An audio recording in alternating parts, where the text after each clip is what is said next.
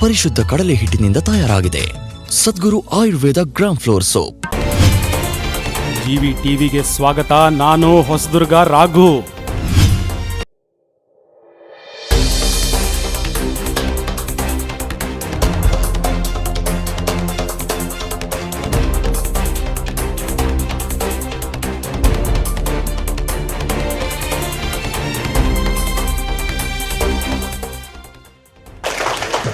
ಮತ್ತು ಇಂಥ ಕಲಾಮಂದಿರವನ್ನು ಉದ್ಘಾಟಿಸೋದು ನನ್ನ ಜೀವನದಲ್ಲಿ ನನಗೆ ದೊರೆತಂಥ ಒಂದು ಅತಿ ಪುಣ್ಯದ ಸಂದರ್ಭ ಅಂತ ನಾನು ಭಾವಿಸ್ತೇನೆ.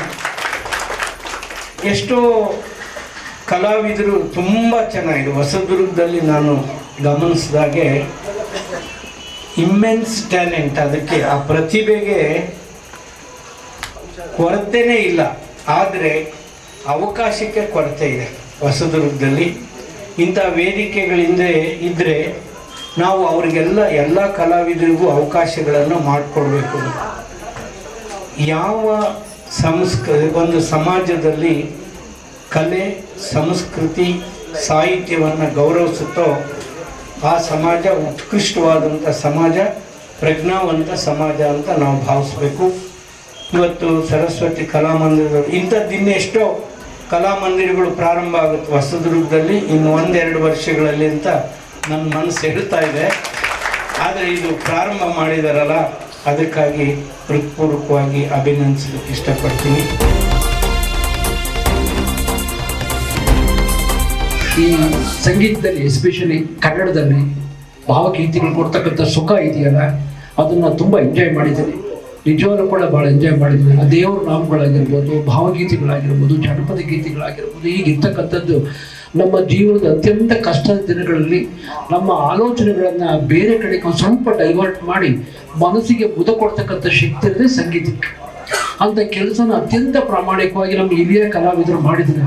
ಅಶ್ವಥ್ ಅವರ ಹಾಡನ್ನ ಕೇಳ್ಬೇಕಾದ್ರೆ ಅನಿಸ್ತಿರುತ್ತೆ ಅವ್ರಿಗೆ, ಸರಿ ಸುಮ್ಮನೆ ಒಂಥರ ಅವತ್ತೇ ಯಾಕಾರ ಸಾಯ್ತಪ್ಪ ಅಂತ. ನಿಜವಾಗ್ಲೂ ಅಷ್ಟಿಷ್ಟು ಬೇಜಾರಾಗಲ್ಲ. ಅದು ಆ ಕಂಟ್ರೋಲ್ ಕೊರತೆ ಆಗ್ತೀವಿ, ಕೊಳಿಬಾರ್ದು ಎಂದು ಅಂದ್ರೆ ಅದು ಉಳಿಸೋಗಿದ್ದಾರೆ, ಆ ಶಕ್ತಿಯನ್ನ, ಭಾವನೆಯನ್ನು ಉಳಿಸೋಗಿದ್ದಾರೆ. ಯಾಕೆಂದ್ರೆ ಅಂತಂತ ಕಲಾವಿದರ ಹಾಡನ್ನ ಕೇಳ್ಬೇಕಾದ್ರೆ ಸುಮ್ಮನೆ ಒಂಥರ ನಮ್ಮನ್ನು ನಾವು ಮರೆತು ಎಲ್ಲೋ ಒಂದ್ ಕಡೆ ಬೆಂಗಳೂರ ನಾನು ಹಾಡಕ್ಕೆ ಸ್ಟಾರ್ಟ್ ಮಾಡಿದ್ರೆ ವಸ್ತುಗಳಲ್ಲಿ ಮನೆ ತಗ ನಿಲ್ಸಕ್ ನಾನು ಆ ಹಾಡುಗಳು ಕೇಳ್ಬೇಕಾದ್ರೆ ಅಷ್ಟು ಭಾವಗೀತೆಗಳನ್ನ ಕೇಳ್ತಕ್ಕಂಥ ಹುಚ್ಚು ನನಗೆ. ಅಂತ ಭಾವಗೀತೆಗಳನ್ನ ಕೇಳಿ ಕೇಳಿ ನಮ್ಮ ಇಲ್ಲೇ ಜಿವಿ ಟಿ ವಿಜಯದರ ಎಷ್ಟು ಚೆನ್ನಾಗಿ ಆಡ್ತಾರೆ ಅಂತಂದ್ರೆ ಅಶ್ವತ್ಥನ ನೋಡ್ಬೇಕಾಗತ್ತೆ ನನಗೆ. ಅಷ್ಟು ಖುಷಿ ಆಗುತ್ತೆ ಅವ್ರು ನೋಡಿದ್ರೆ. ಅಂತ ಕಲಾವಿದರು ನಮ್ಮ ತಾಲೂಕಿನಲ್ಲಿ ಇದ್ದಾರೆ, ಅದು ನಮ್ಗೆ ಹೆಮ್ಮೆ ಪಡ್ತಕ್ಕಂಥ ವಿಷಯ. ಮೇಡಮ್ ಇವರೆಲ್ಲರೂ ಕೂಡ ಕಲಾವಿದರುಗಳು ನಿಂತಿರ್ತಕ್ಕಂಥ ಬಹಳಷ್ಟು ಜನ ಕಲಾವಿದರು ಆಗಮಿಸಿದ್ರೆ ಎಲ್ಲರೂ ಒಂಥರ ವಿಶಿಷ್ಟವಾದಂತಹ ಶಕ್ತಿಯನ್ನು ಹೊಂದಿರತಕ್ಕಂಥ ನಮ್ಗೆಲ್ಲಪ್ಪ ಹೇಳಿದ್ರೆ ಏನಕ್ಕೂ ಕೊರತೆ ಇಲ್ಲ ವಸ್ತ್ರದಲ್ಲಿ ಅಂತೇಳಿ ಅಷ್ಟರ ಮಟ್ಟಿಗೆ ವಿಭಿನ್ನವಾದ ಕಾರ್ಯಕ್ರಮಗಳು ಕೊಡ್ತಾ ವಸ್ತುಕ್ಕೊಂದು ಹೊಸ ಮೆರುಗನ್ನು ಕೊಟ್ಟಿರ್ತಕ್ಕಂಥ ನಮ್ಮ ಇವರಿದ್ದಾರೆ, ನಮ್ಮ ಶ್ವೇತಾ ಕಂಪ್ಯೂಟರ್ಸ್ ಅವರು ಕೂಡ ಅಷ್ಟೇ ಬಹಳಷ್ಟು ವಿಷಯಗಳು. ವಿಜಯಕುಮಾರ್ ಬ್ರದರ್ ಬಹಳಷ್ಟು ಕಷ್ಟಪಟ್ಟು ಕೆಲಸ ಮಾಡ್ತಾರೆ. ಮೊನ್ನೆನೂ ಕೂಡ ಒಂದು ಒಳ್ಳೆ ಕಾರ್ಯಕ್ರಮ ಮಾಡಿದ್ದಾರೆ. ಹಂಗಾಗಿ ಇಂಥ ವಿಶಿಷ್ಟವಾದಂಥ ವಸ್ತುಗಳು ಜಂಗಮ್ ನಗರದಲ್ಲಿ ಇದು ಉದ್ಘಾಟನೆ ವೇದಿಕೆ ನಾನು ಅನಿಸಿದ್ದು ಅಂದ್ರೆ ಒಳಗೆ ನೋಡಿದ್ರೆ ನನಗೆ ಖುಷಿ ಆಯ್ತು. ಇದ್ರ ಪ್ರಾಕ್ಟಿಕಬಿಲಿಟಿ ಅಂದ್ರೆ ಇದು ಏನು ಒಳಗಡೆ ಮಾಡಿದಾರಲ್ಲ, ಅವ್ರು ಏನ್ ಮಾಡ್ಬೇಕು ಅಂತಂದ್ರೆ ಅದನ್ನ ವಸ್ತುಸ್ಥಿತಿನ ಅಲ್ಲಿ ಅಳವಡಿಸಿದ್ದಾರೆ. ಸುಮ್ಮನೆ ಏನೋ ಒಂದು ಬೋರ್ಡ್ ಹಾಕೊಂಡು ನಾವು ಇವತ್ತೊಂದು ಕಾರ್ಯಕ್ರಮ ಮಾಡಿ ಪೇಪರ್ನ ಬರಂಗ್ ಮಾಡಿ 4 ಜನಕ್ಕೆ ಭಾಷಣ ಮಾಡಕ್ ಮಾಡಿಲ್ಲ. ಇದನ್ನ ನಿಜವಾಗ್ಲೂ ತುಂಬಾ ಪ್ರಾಮಾಣಿಕವಾಗಿ ಆ ಕ್ಯಾಶ್ ಏನೋ ಕಲಿಸ್ಬೇಕು ಅಂದ್ರೆ ಕ್ಯಾಶ್ನೋ ತಂದಲ್ಲಿ ಇಟ್ಟಿದ್ದಾರೆ, ನಾವು ಕಲಿಸ್ತೀವಿ ಅಂತೇಳಿ. ಆ ಒಂದು ಅದು ಬೇಕು, ಆ ಪ್ರಾಕ್ಟಿಕಬಿಲಿಟಿ ಅಂತ ಹೇಳಿ ಅದು ಬೇಕು.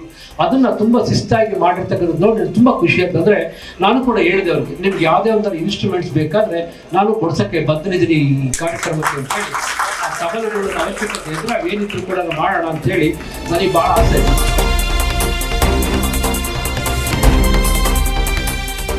ಸರಸ್ವತಿ ಕಲಾಮಂದಿರದ ಉದ್ಘಾಟನೆ ಸಮಾರಂಭ ನಮ್ಮ ಬಿರ್ಲಾ ಸಾಹೇಬರು ಅಮೃತ ಉದ್ಘಾಟನೆ ಆಗಿದೆ.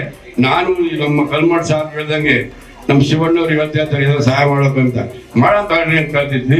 ನಾವು ಶಿವಣ್ಣ ಇದ್ದಾಗ ನಮ್ಮ ಮಬ್ಬೆ ಇದ್ದೇ ಇರ್ತೀವಿ, ಈಗ ಯಾರಿಗೆ ವೆಚ್ಚ ಮಾಡಬೇಡ್ರಿ ಅಂತ ಹೇಳ್ತಾ ನಮ್ಮ 2 ಪಾತ್ರ ಮುಗಿಸ್ತೀನಿ. ಜೈ ಹಿಂದ್, ಜೈ ಕರ್ನಾಟಕ.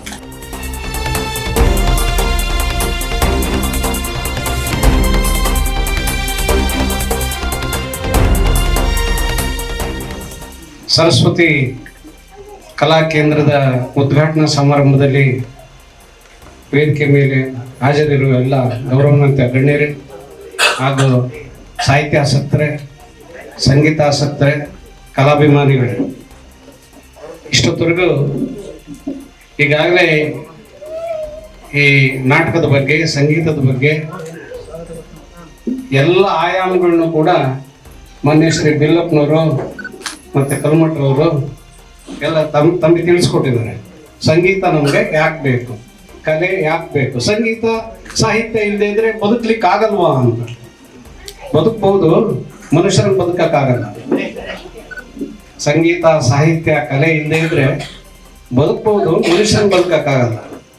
ನಮ್ಮ ವರ್ತನೆಯೇ ಬೇರೆ ಬೇರೆ ಇರುತ್ತೆ. ಮನುಷ್ಯನ ಸುಧಾರಿಸೋದು, ಮನುಷ್ಯನ ವ್ಯಾಕುಲತೆಯನ್ನು ದೂರ ಮಾಡೋದು, ಮನುಷ್ಯನಿಗೆ ಮುದ ಕೊಡೋದು, ಅವೆಲ್ಲವೂ ಕೂಡ ಈ ಸಂಗೀತ ಸಾಹಿತ್ಯ ಕಲೆಯಲ್ಲಿ ಇರುತ್ತೆ. ಅದಕ್ಕೆ ನಮ್ಮ ಈ ಹೊಸದುರ್ಗದಲ್ಲಿ ಕಲಾವಿದರಿಗೆ, ಸಂಗೀತಜ್ಞರಿಗೆ ಕೊರತೆ ಇಲ್ಲ. ವರ್ಷದುದ್ದಕ್ಕೂ ಕೂಡ ಕಾರ್ಯಕ್ರಮ ನಡೀತಾನೆ ಇರ್ತವೆ. ಅದು ನಮ್ಮ ನಿಮ್ಮೆಲ್ಲರ ಪುಣ್ಯ ಅಂತ ಹೇಳ್ತಾ, ಮತ್ತೆ ವೇದಿಕೆ ಮೇಲಿರುವ ಗಣ್ಯರಿಗೂ ಮತ್ತು ತಮ್ಮೆಲ್ಲರಿಗೂ ನನ್ನ ಆತ್ಮೀಯ ಶಿವಣ್ಣವರು ನಿನ್ನೆ ನನಗೆ ತಿಳಿಸಿದ್ರು, ಸರ್ ಹೀಗೆ ನಾನೇ ಅದಕ್ಕೆ ಅಧ್ಯಕ್ಷದೇನೆ, ಆ ಉದ್ಘಾಟನಾ ಕಾರ್ಯಕ್ರಮಕ್ಕೆ ಬರಬೇಕು ಅಂತೇಳಿ ಅವ್ರು ಹೇಳಿದ ಸಮಯಕ್ಕೆ ಸರಿಯಾಗಿ ನಾನು ಬಂದೆ. ನಿಜವಾಗ್ಲೂ ಕೂಡ ಅವರು ಯಾವುದೇ, ಈಗ ಸಾಹಿತ್ಯ ಕ್ಷೇತ್ರಕ್ಕಲ್ಲ, ಯಾವುದೇ ಕ್ಷೇತ್ರಕ್ಕೆ ಅವರ ಮುಕ್ತವಾದಂಥ ಸಹಾಯ ಹಸ್ತ ಇದ್ದೇ ಇರುತ್ತೆ ಶಿವಣ್ಣವ್ರದ್ದು.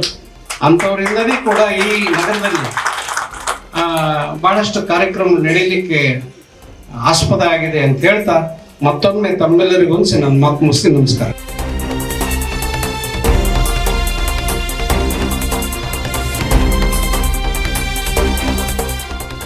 ನಮ್ಮೆಲ್ಲರಿಗೂ ಕೂಡ ಮನರಂಜನೆ ಬೇಕು.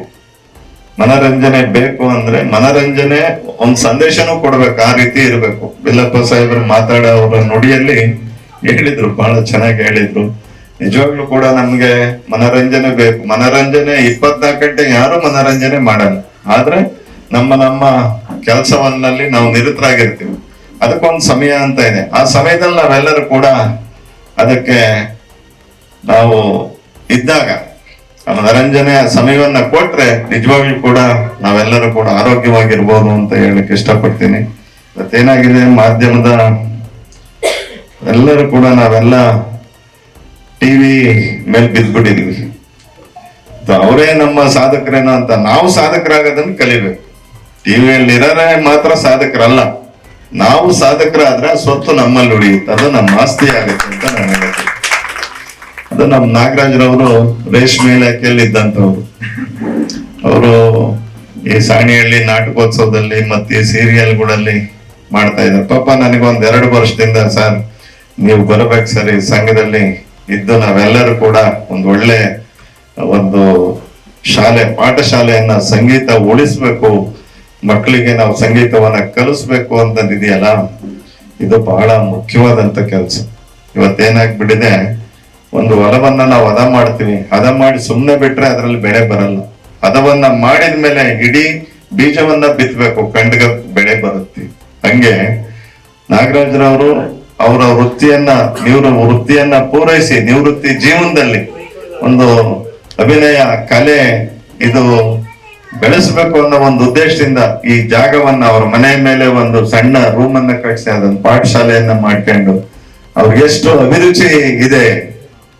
ನಾವೆಲ್ಲರನ್ನು ಕೂಡ ಜೊತೆಗೆ ತಗೊಂಡು ಈ ಕಲೆಯನ್ನ ಉಳಿಸ್ಬೇಕು, ಮಕ್ಕಳಿಗೆ ಸಂಗೀತವನ್ನ ಕಲಿಸ್ಬೇಕು. ನಮ್ಮ ಪುನೀತ್ರವ್ರನ್ನ ಕರೆಸಿ, ನಮ್ಮ ರಮೇಶ್, ದಿನೇಶ್ ಎಲ್ಲರೂ ಕೂಡ ಬಹಳ ಒಗ್ಗಟ್ಟಾಗಿ ಈ ಒಂದು ಶಾಲೆಯನ್ನ ಪ್ರಾರಂಭ ಮಾಡಿದ್ದಾರೆ.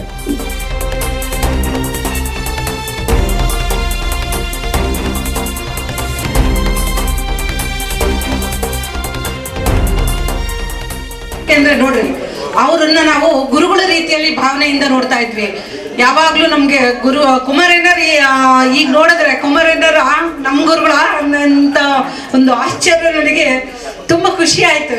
ಯಾಕೆ ಅಂದ್ರೆ ಎಲ್ಲರೂ ಕೂಡ ಅವರದೇ ಆದ ವೈಯಕ್ತಿಕ ಒಂದು ಸಾಮಾಜಿಕವಾಗಿ, ಧಾರ್ಮಿಕವಾಗಿ, ಶೈಕ್ಷಣಿಕವಾಗಿ, ಸಹಕಾರಿಯಾಗಿ ಎಲ್ಲಾ ಕ್ಷೇತ್ರದಲ್ಲೂ ಸಾಧನೆ ಮಾಡಿರುವಂತ ಗಣ್ಯರು ಇಲ್ಲಿ ವೇದಿಕೆ ಮೇಲಿದ್ದಾರೆ. ಹಾಗೂ ವೇದಿಕೆ ಮುಂಭಾಗದಲ್ಲೂ ಕೂಡ ಎಲ್ಲರೂ ತಮ್ಮದೇ ಆದ ಒಂದು ಕಲೆಯ ಒಳಗೆ ಗುರುತಿಸ್ಕೊಂಡಿರೋರಿದ್ದಾರೆ. ಒಂದು ವ್ಯಾವಹಾರಿಕವಾಗಿ ಅಥವಾ ಇನ್ನೊಂದು ಕ್ಷೇತ್ರದಲ್ಲಿ ಎಲ್ಲೂ ಗುರುತಿಸ್ಕೊಂಡಿದ್ದಾರೆ. ಆದ್ರೆ ನಾವು ಈ ಒಂದು ಸಂಗೀತ ಮತ್ತು ನಾಟ್ಯ ನೃತ್ಯ ಈ ಥರದ್ದನ್ನ ತುಂಬ ಜನ ಕಡಿಮೆ ಹೊರಗಡೆ ಬಂದು ಅದನ್ನ ನಾವು ಎಕ್ಸ್ಪ್ರೆಸ್ ಮಾಡ್ಕೊಳ್ಳೋದು, ಹೇಳ್ಕೊಳ್ಳೋದಾಗ್ಲಿ, ಒಂದು ಮಾಡ್ಕೊಳ್ಳೋದು, ಏನೋ ಒಂದು ರೀತಿ ಯಾರು ಏನು ಅನ್ಕೊತಾರೆ ಅನ್ನೋ ಮುಜುಗರ. ಈ ಥರ ಇತ್ತೀಚಿನ ದಿನಗಳಲ್ಲಿ ನಾವು ಟಿವಿನಲ್ಲಿ ನೋಡಿಬಿಟ್ಟು ಸ್ವಲ್ಪ ನಮ್ಮಲ್ಲಿರೋ ಕಲೆಗಳನ್ನು ಹೊರಗಾಕ್ಲಿಕ್ಕೆ ಅಥವಾ ನಮ್ಮ ಮಕ್ಕಳಿಗೆ ಪ್ರೋತ್ಸಾಹ ನೀಡಲಿಕ್ಕೆ ಒಂದು ನಮಗೂ ಕೂಡ ಒಂದು ಉತ್ತೇಜನವನ್ನು ಸಿಗ್ತಾ ಇದೆ. ಇಂತಹ ಕಾರ್ಯಕ್ರಮಗಳು, ಇಂತಹ ವೇದಿಕೆಗಳು ಎಲ್ಲರನ್ನು ಕೂಡ ನಮ್ಮನ್ನು ಕೂಡ ನಮ್ಮಲ್ಲೂ ಏನೋ ಒಂದಿದೆ, ನಾವು ಒಂದು ನೆಕ್ಸ್ಟ್ ಇನ್ನೊಂದಕ್ಕೆ ನಾವೊಂದೇನಾದ್ರು ಕೊಡಬಹುದು ಅನ್ನೋ ಥರ ಒಂದು ಬದಲಾವಣೆಗಳನ್ನು ಇತ್ತೀಚಿನ ದಿನಗಳಲ್ಲಿ ಮೊನ್ನೆ ನಾನು ವಿಜಯ್ ಅವ್ರ ಕಾರ್ಯಕ್ರಮಕ್ಕೆ ಹೋಗಿದ್ದೆ, ಅಲ್ಲೂ ತುಂಬ ಚೆನ್ನಾಗಿ ಕಾರ್ಯಕ್ರಮನ ಆಯೋಜನೆ ಮಾಡಿದ್ರು.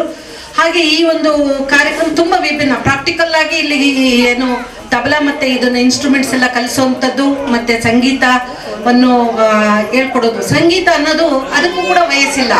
ಇವತ್ತಿನ ದಿನ ನೋಡಿ ನಮಗೆ ಹೊರಗಡೆ ಇವತ್ತಿನ ಜೀವನ, ಜಂಜಾಟದ ಜೀವನ, ಎಲ್ಲರೂ ಕೂಡ ಬಿಸಿ ಒಂದಲ್ಲ ಒಂದು ಬಿಸ್ನೆಸ್ ಇರ್ಬೋದು, ಎಲ್ಲದರಲ್ಲೂ ಬ್ಯುಸಿ ಆಗ್ಬಿಟ್ಟಿರ್ತೀವಿ. ಆದರೆ ಆ ಒತ್ತಡದಿಂದ ನಾವು ಹೊರಗೆ ಬರಬೇಕಂದ್ರೆ ನಾವು ಮನೆಗೆ ಹೋದಾಗ ಆರಾಮ್ಸೆ ಒಂದು ಒಳ್ಳೆ ಒಂದು ಮೆಲೋಡಿ ಸಾಂಗ್, ಯಾವುದೋ ಒಂದು ಹಳೆ ಚಿತ್ರಗೀತೆನೋ ಏನಾದ್ರು ಒಂದು ಹಾಕೊಂಡು ಒಂದು 5 ನಿಮಿಷ ನಾವು ಕೂತ್ಕೊಂಡಾಗ ಮೈಂಡ್ ಎಂಥ ರಿಲ್ಯಾಕ್ಸೇಷನ್ ಸಿಗುತ್ತೆ ಅಂದರೆ ನೀವು ಯಾವ ಯೋಗ ಕೇಂದ್ರಕ್ಕೆ ಹೋಗೋದು ಬೇಡ, ನಾವು ಮನೆಯಲ್ಲೇ ಕೂಡ ಮಾಡ್ಬೋದು. ಆಮೇಲೆ ಈ ಏರೋಬಿಕ್ಸ್ ಇದ್ದಾವೆ ಸಣ್ಣಗಾಗಕ್ಕೆ, ಅಲ್ಲೂ ಕೂಡ ಏನು ಮಾಡ್ತಾರೆ, ಡ್ಯಾನ್ಸೇ ಮಾಡಿಸೋದು. ಅದನ್ನೇ ಮನೆಯಲ್ಲಿ ಏರೋಬಿಕ್ಸನ್ನ ಮನೆಯಲ್ಲಿ ನಾವು ವೈಯಕ್ತಿಕವಾಗೂ ಮಾಡ್ಬೋದು, ಏನು ಇದೇನಿಲ್ಲ. ಅದಕ್ಕೋಸ್ಕರ ನಾವೇನು ಮಾಡ್ತೀವಿ, ಏರೋಬಿಕ್ಸಿಗೆ ಹೋಗಿ ಇಲ್ಲಿ ಚೆನ್ನಾಗಿ ತಿಂದ್ಬಿಡ್ತೀವಿ, ಮತ್ತೆ ಏರೋಬಿಕ್ಸಿಗೆ ಹೋಗಿ ಸಣ್ಣಗಾಗ್ಲಿಕ್ಕೆ ಹೋಗ್ತೀವಿ. ಅದು ಕೂಡ ಒಂದು ನೃತ್ಯನೇ, ಅಲ್ಲೂ ಏರೋಬಿಕ್ಸ್ ಮೀನ್ಸ್ ಅಲ್ಲೂ ಕೂಡ ಡ್ಯಾನ್ಸೇ ಹೇಳ್ಕೊಡೋದು. ಸೊ ಏನಾಗಿದೆ ಅಂದರೆ ನಮ್ಮ ವೈಯಕ್ತಿಕದಲ್ಲಿ ನಾವೇ ತಂದ್ಕೋಬೋದು ಕೆಲವೊಂದು ಬದಲಾವಣೆಗಳನ್ನು. ಅಂತಹ ಬದಲಾವಣೆಗಳನ್ನು ನಮ್ಮ ಕೈಯಲ್ಲಿ ತಂದ್ಕೊಳಕ್ಕಾಗಲ್ಲ, ನಮಗೊಂದು ವೇದಿಕೆ ಬೇಕು, ಅಥವಾ ನಾವೆಲ್ಲರ ಜೊತೆ ಮಿಂಗಲ್ ಆಗಿ ಒಂದು ವೇದಿಕೆಯಲ್ಲಿ ನಮ್ಮನ್ನು ನಾವು ಹಂಚ್ಕೋಬೇಕು ಅಂದರೆ ಇಂಥ ವೇದಿಕೆ ಬಹಳ ಸೂಕ್ತವಾಗಿದೆ. ಇಂತಹ ಒಂದು ಕಾರ್ಯಕ್ರಮ ಈಗೇನು ಉದ್ಘಾಟನೆ ಮಾಡಿ ಇದನ್ನ ಪ್ರಾರಂಭ ಮಾಡಿದ್ದಾರೆ, ಇದು ಒಳ್ಳೆಯ ಉದ್ದೇಶದಿಂದ ಪ್ರಾರಂಭ ಮಾಡಿದ್ದಾರೆ. ಇದಕ್ಕೆ ನಾನು ಹೃದಯಪೂರ್ವಕವಾಗಿ ಶುಭಾಶಯಗಳನ್ನು ತಿಳಿಸ್ತೀನಿ.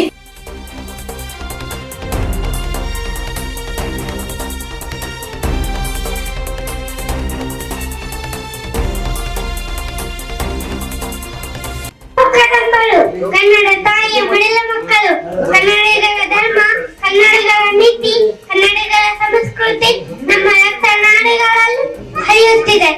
ಯಾರ ದುಷ್ಟನಾಗಿರಲಿ, ಯಾರ ದ್ರೋಹಿಯಾಗಿರಲಿ ಕ್ಷಮಿಸುವ ದೊಡ್ಡ ಗುಣ ನಮ್ಮದು. ರಾಜ್ಯವನ್ನು ಪಡೆಯಬೇಕು ನಮಗೆ ಗೊತ್ತಿದೆ, ಜ್ಞಾಪಕವಿಟ್ಟುಕೊಳ್ಳಿ. ಕೇಳಿದ್ದು ಸುಳ್ಳಾಗಬಹುದು, ನೋಡಿದ್ದು ಸುಳ್ಳಾಗಬಹುದು, ನಿಧಾನಿಸಿ ಯೋಚಿಸಿದಾಗ ನಿಜವು ತಿಳಿಯುವುದು.